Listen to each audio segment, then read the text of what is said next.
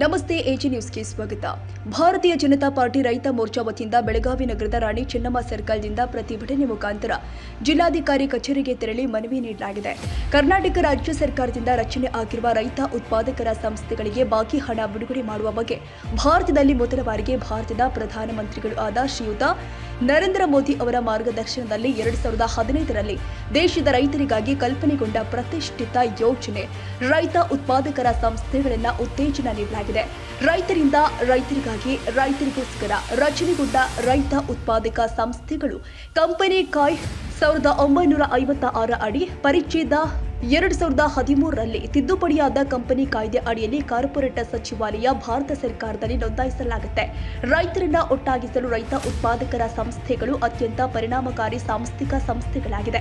ಈ ಸಂಸ್ಥೆಗಳು ಕೃಷಿಗೆ ಸಂಬಂಧಿಸಿದ ಚಟುವಟಿಕೆಗಳು ಆದ ಸಂಸ್ಕರಣೆ, ಮೌಲ್ಯವರ್ಧನೆ, ಸಂಗ್ರಹಣೆ, ಮಾರಾಟ, ಹಣಕಾಸಿನ ಸೇವೆ, ಪರಿಕರಗಳ ಸೇವೆ, ಬಿತ್ತನೆ ಬೀಜ ಉತ್ಪಾದನೆ ಮುಂತಾದ ವಿಭಿನ್ನ ಚಟುವಟಿಕೆಗಳನ್ನು ಒಟ್ಟಾಗಿ ತೆಗೆದುಕೊಳ್ಳಲು ರೈತ ಉತ್ಪಾದಕ ಸಂಸ್ಥೆಗಳು ರೈತರನ್ನ ಮಧ್ಯವರ್ತಿಗಳ ಹಾವಳಿಯಿಂದ ತಪ್ಪಿಸಿ ಅವರ ಆದಾಯವನ್ನು ದ್ವಿಗುಣಗೊಳಿಸಬಹುದಾದಂತಹ ಉತ್ತಮ ಸಾಂಸ್ಥಿಕ ಮಾದರಿಗಳು ಆಗಿದೆ.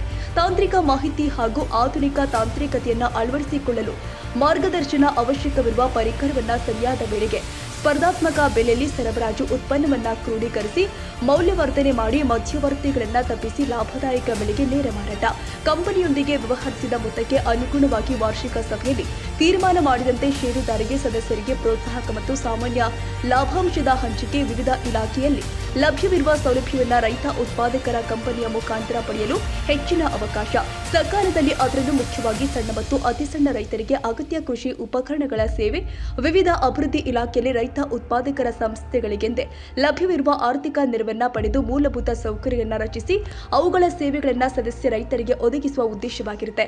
2015-16ರಿಂದ 2024-25 ತನಕ ನಾಬಾರ್ಡ್ ಪ್ರಾಯೋಜಿತ ರಾಷ್ಟ್ರೀಯ ಕೃಷಿ ವಿಕಾಸ ಯೋಜನೆ ಮತ್ತು ಪ್ರಧಾನಮಂತ್ರಿಗಳು 10,000 ರೈತ ಉತ್ಪಾದಕ ಯೋಜನೆಯ ಅಡಿಯಲ್ಲಿ ಒಟ್ಟು 3 ಯೋಜನೆಗಳಿಂದ 710 ರೈತ ಉತ್ಪಾದಕರ ಸಂಸ್ಥೆಗಳು ಪ್ರಾರಂಭವಾಗಿದ್ದು ಅಂದಾಜು ಅನುದಾನ 200 ಕೋಟಿ ರೂಪಾಯಿಗಳಲ್ಲಿ 182 ಬಿಡುಗಡೆಯಾಗಿದೆ. ಆದರೆ ರಾಜ್ಯ ಸರ್ಕಾರದ ಸ್ವಾತಂತ್ರ್ಯ ಅಮೃತ ಮಹೋತ್ಸವ ನೆನಪಿನ ಅಮೃತ ರೈತ ಉತ್ಪಾದಕರ ಸಂಸ್ಥೆಗಳ ಬಿಜೆಪಿ ಸರ್ಕಾರದಲ್ಲಿ ಘೋಷಣೆಯಾಗಿದ್ದು 2021-22ರಿಂದ 2024-25 ತನಕ 490 ರೈತ ಉತ್ಪಾದಕರ ಸಂಸ್ಥೆಗಳು ರಚನೆಯಾಗಿದೆ. ಅಂದಾಜು ಅನುದಾನ 150 ಕೋಟಿ ರೂಪಾಯಿಗಳು ಇದ್ದು ಶೇಕಡ 12% ಮಾತ್ರ ಅನುದಾನ ಬಿಡುಗಡೆಯಾಗಿದ್ದು ಶೇಕಡ 82% ಬಾಕಿ ಶೇಕಡ 12% ಅನುದಾನ ಕಳೆದ ಬಿಜೆಪಿ ಸರ್ಕಾರದಲ್ಲಿ ಬಿಡುಗಡೆಯಾಗಿರುವ ಅನುದಾನ ಆಗಿದೆ. ಈಗಿನ ಕಾಂಗ್ರೆಸ್ ಸರ್ಕಾರ ಇದುವರೆಗೆ ಯಾವುದೇ ಅನುದಾನ ಬಿಡುಗಡೆ ಮಾಡದಿರುವುದರಿಂದ ರೈತ ಉತ್ಪಾದಕರ ಸಂಸ್ಥೆಗಳ ಅಭಿವೃದ್ಧಿ ಕುಂಠಿತವಾಗಿದೆ. ಇದರಿಂದ 10 ಲಕ್ಷ ರೈತರಿಗೆ ಮತ್ತು 12,000 ರೈತ ಉತ್ಪಾದಕ ಸಂಸ್ಥೆಗಳ ನಿರ್ದೇಶಕರಿಗೆ ತೊಂದರೆಗಳಾಗ್ತಾ ಇದೆ. ಆದಷ್ಟು ಬೇಗ ಬಾಕಿ ಇರುವ ಅನುದಾನವನ್ನು ರೈತ ಉತ್ಪಾದಕರ ಸಂಸ್ಥೆಗಳಿಗೆ ಬಿಡುಗಡೆ ಮಾಡಿ ಅವುಗಳ ಅಭಿವೃದ್ಧಿಗೆ ಸಹಾಯ ಮಾಡಬೇಕಾಗಿದೆ.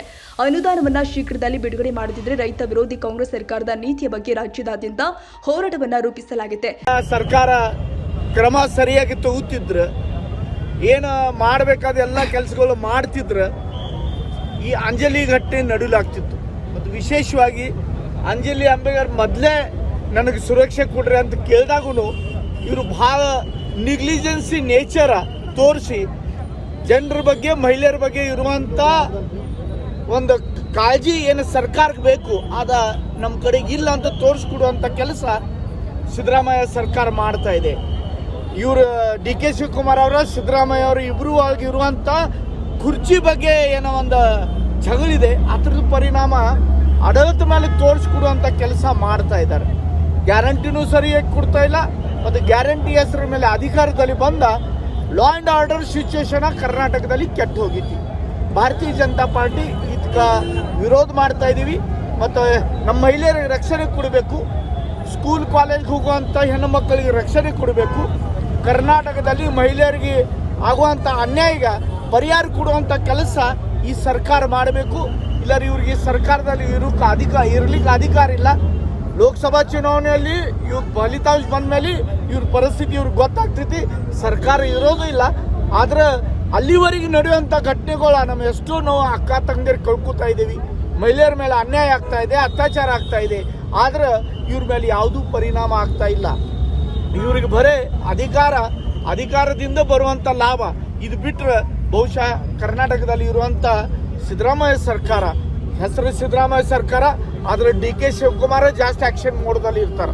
ಅದು ಮತ್ತು ತನ್ನ ಸ್ವಾರ್ಥಕ್ಕೆ ಅಷ್ಟೇ ಸರ್ಕಾರ ಬಳಕೆ ಮಾಡುವಂಥ ಸ್ವಭಾವ ಇದ್ದಿನಂಥವ್ರು ಇಬ್ಬರು ಜೋಡಿ ಆಗಿಬಿಟ್ಟಿದ್ದು. ಈ ಜೋಡಿ ಕರ್ನಾಟಕಕ್ಕೆ ಹಾಳು ಮಾಡ್ತಾ ಇದೆ. ಕರ್ನಾಟಕ ಸರ್ಕಾರ ತಕ್ಷಣ ರಾಜೀನಾಮೆ ಕೊಡಬೇಕು, ಇಲ್ಲಾರೆ ಮಹಿಳೆಯರ ರಕ್ಷಣೆ ಕೊಡ್ಲಿಕ್ಕೆ ಏನು ಕ್ರಮ ತಗೋತಾರೋ ಅದ್ರ ಬಗ್ಗೆ ಜನರಿಗೆ ತಿಳಿಸಿ ಹೇಳ್ಬೇಕಂತ ನಮ್ಮ ಭಾರತೀಯ ಜನತಾ ಪಾರ್ಟಿ ನಮ್ಮೆಲ್ಲ ಮಹಿಳಾ ಮೋರ್ಚಾ ವತಿಯಿಂದ ಇವತ್ತು ಪ್ರತಿಭಟನೆ ಮುಖಾಂತರ ಅವ್ರಿಗೆ ಪ್ರಶ್ನೆ ಮಾಡ್ತಾ ಇದೀವಿ. ಬಹಳ ಬೇಗನ ಅವ್ರ ಕಡೆದ ರಿಪ್ಲೈ ಬರ್ಬೋದು, ಇಲ್ಲಾರೆ ನಾವು ತೀವ್ರ ಹೋರಾಟ ಮಾಡುವಂತ ಕೆಲಸ ಭಾರತೀಯ ಜನತಾ ಪಾರ್ಟಿ ಮಾಡುತ್ತೆ. ಯಾವ ತರದ ಹತ್ಯೆ ಆಗ್ತಾ ಇದೆ, ಜನರಲ್ ರಾಜ್ಯದಲ್ಲಿ ಯಾವ ತರದ ಕೊಲೆ ಆಗ್ತಾ ಇದೆಯಲ್ಲ ಅದೇ ಪ್ರಕಾರ ಕರ್ನಾಟಕದಲ್ಲಿ ಮಹಿಳೆಯರಿಗೆ ಹುಡುಗಿಯರಿಗೆ ಸುರಕ್ಷತೆ ನೀಡ್ತಾ ಇಲ್ಲ ಈ ಸರ್ಕಾರ. ಹಾಗೂ ನೇಹಾ ಹಿರೇಮಠದ್ದು ಯಾವಾಗ ಪ್ರಕರಣ ಆಗಿದೆಯಲ್ಲ ಆವಾಗ ಈ ಸರ್ಕಾರ ಹೆಚ್ಚಿಗೆ ಬೇಕಾಗಿತ್ತು. ಆದ್ರ ಈ ಸರ್ಕಾರ ನಿದ್ದೆ ಸರ್ಕಾರ ಇದೆ, ಸಿದ್ದರಾಮಯ್ಯ ಸರ್ಕಾರ ಇಲ್ಲ, ನಿದ್ದೆಗೇಡಿ ಸರ್ಕಾರ ಆಗಿದೆ. ಯಾಕಂದ್ರೆ ಅಂಜಲಿ ಅಂಬಿಗರ್ ಅವರು ಮೊದಲೇ ಹೋಗಿ ಪೊಲೀಸ್ ಸ್ಟೇಷನ್ ನಲ್ಲಿ ನನಗೆ ಕೊಲೆ ಬದಲಿಕೆ ಇದೆ, ದಯವಿಟ್ಟು ರಕ್ಷಣೆ ಕೊಡ್ರಿ ಅಂತ ಕೇಳಿದ ಮೇಲೆಗೂ ಈ ಸರ್ಕಾರ ಅವ್ರಿಗೆ ರಕ್ಷಣೆ ಕೊಡ್ಲಿಕ್ಕೆ ವಿಫಲ ಆಗಿದೆ. ದಿಸ್ ಇಸ್ ಹೋಲ್ ಇನ್ಸಿಡೆಂಟ್ ಇದೆಲ್ಲ ಈಗ ಪೊಲೀಸ್ ಅವರು. ಈ ಸಂದರ್ಭದಲ್ಲಿ ಬೆಳಗಾವಿ ಗ್ರಾಮಾಂತರ ಜಿಲ್ಲಾಧ್ಯಕ್ಷ ಸುಭಾಷ್ ಪಾಟೀಲ್, ಮಹಾನಗರ ಜಿಲ್ಲಾ ಅಧ್ಯಕ್ಷರು ಆದ ಗೀತಾ ಸುತಾರ್, ಮಾಜಿ ಶಾಸಕರು ಆದ ಸಂಜಯ್ ಪಾಟೀಲ್, ರೈತ ಮೋರ್ಚಾ ಜಿಲ್ಲಾಧ್ಯಕ್ಷರು ಆದ ಜಗದೀಶ್ ಗುಡಿಹಾಳ, ಸಂದೀಪ್ ದೇಶಪಾಂಡೆ, ರಮೇಶ್ ದೇಶಪಾಂಡೆ, ಉಜ್ವಲ ಬಡವನಾಚಿ, ಮುರುಗೇಂದ್ರ ಗೌಡ ಪಾಟೀಲ್, ಈರಯ್ಯ ಕೋತ, ರಾಜಶೇಖರ್ ಡೋಳಿ, ನಿತಿನ್ ಚೌಗಲೆ, ಸಚಿನ್ ಕಡಿ, ವಾಳೀಶ್ ಚೌಗನವರ್, ಸಂತೋಷ ಹಡಪತ್, ಈರನವಾರ ಮತ್ತಿತರರು ಉಪಸ್ಥಿತರಿದ್ದರು. ತಾಜಾ ಸುದ್ದಿಗಾಗಿ ಎಜೆ ನ್ಯೂಸ್ 24/7ಗೆ ಸಬ್ಸ್ಕ್ರೈಬ್ ಮಾಡಿ ಮತ್ತು ಬೆಲ್ ಐಕಾನ್ ಒತ್ತಿ ತಪ್ಪದೇ ಲಿಂಕ್ ಶೇರ್ ಮಾಡಿ.